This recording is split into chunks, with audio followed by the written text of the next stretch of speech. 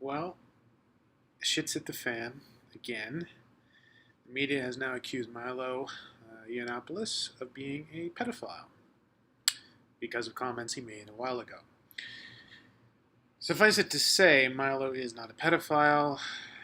I don't think any serious person really believes that he's advocating for pedophilia.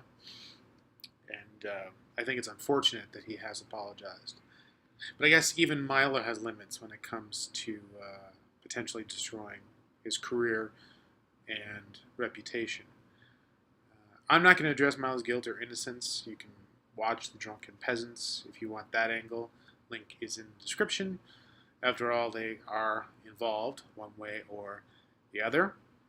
One thing I do like about this is that even though Milo apologized, he did point out, well, he took responsibility for what he said, but he did point out that a lot of this is just made up. This is just bullshit, which it is. If you don't believe that, that's fine. You can fuck off, but it's true. It's bullshit. Here's a typical example of how the media is covering this.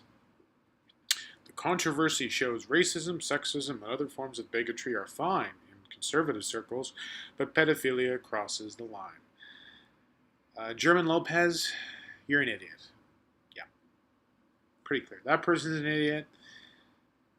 This person is not an idiot. This is actually quite sensible. I'm surprised to see this from Rolling Stone, although it's more or less a backhanded compliment to say that he isn't going away. They're not advocating for him, but they think he can survive a career-ending gaffe. The fact that it's even a career-ending gaffe pisses me off.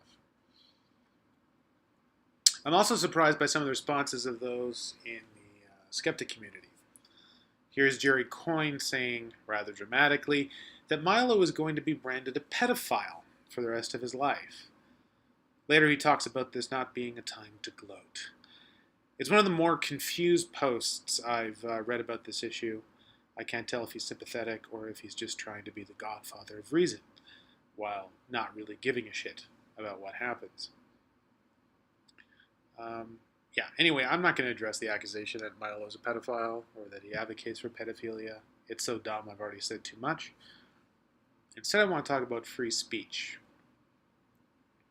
Here's Michael Shermer tweeting an XKCD comic strip about free speech, which apparently is so fucking good that it explains free speech as well as a free speech scholar. On the face of it, this comic is sensible. It talks about what the First Amendment does and does not do. It talks about people having the right to boycott you, cancel your show, or whatever.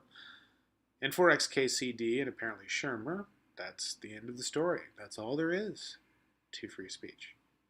In other words, everyone thinks Milo is an asshole, and they've shown him the door. It's not a free speech issue. There are consequences for your actions. To those of you who think this is all free speech means, fuck you. Fuck you, Michael Shermer, and fuck you, XKCD, because it's clear to me that none of you understand the importance of free speech. You might not know this, but free speech extends to scientific speech. Scientists can give speeches and publish papers trying to persuade the government and society that he or she is right. He or she is protected in the US. Now imagine that this scientist's really well-researched and supported findings pissed off a small number of people who decided to speak for the mostly uncaring masses on their behalf. And they get the scientist fired. They ruin the scientist's reputation. No research institute will hire him or protect his long voice. It's not the government's fault. The government hasn't done squat. Would you say that everything that happened to this scientist is okay? Is the scientist just the asshole in this scenario? Now you're thinking this is a ridiculous comparison. It's not. This is about speech. Any kind of speech, not just the kind you like. And it's about the multitude of ways that individual voices can be silenced. No government coercion is necessary.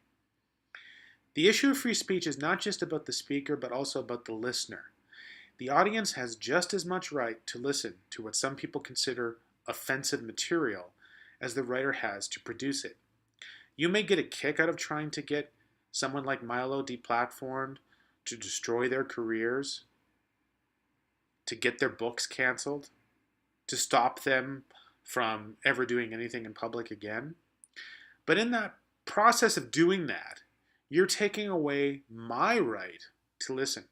You're limiting my right to hear what you consider offensive because you're reducing access. It's just a reality that past a certain point, it's going to be hard to find voices that are contentious or contrarian because they always have the potential of being offensive. And now we live in a culture where it's okay to silence those voices, to push them into the corner where only the fringes of society can get access to them. And everyone seems to be okay with that. This has nothing to do with Milo or what Milo allegedly said. It's about you limiting other people's freedoms, my freedoms. Once again, it's not about government coercion. That's merely one type of threat to free speech. You need to understand that the US is surrounded by countries right now and international treaties that punish free speech way beyond what would be accepted by the Constitution. And there's tremendous pressure within the US and outside of it to bring the US on board with international treaties that restrict speech.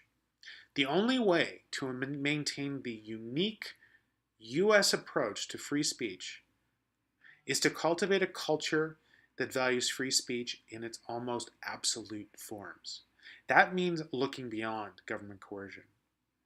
Now, it's true that in the late 18th century, free speech was tied up with notions of government power and what restrictions were appropriate for that power. But the authors of the Constitution and the intellectuals who influenced them had a much broader concern about the values inherent in the right to free speech. Those values extended beyond the Constitution. For some reason, Americans have forgotten that. If it's not a legal thing to protect people from the government, they just don't care. You're an asshole, go ahead and suffer because you opened your damn mouth. Is that the world Americans want to live in? Is that the world that any of us want to live in?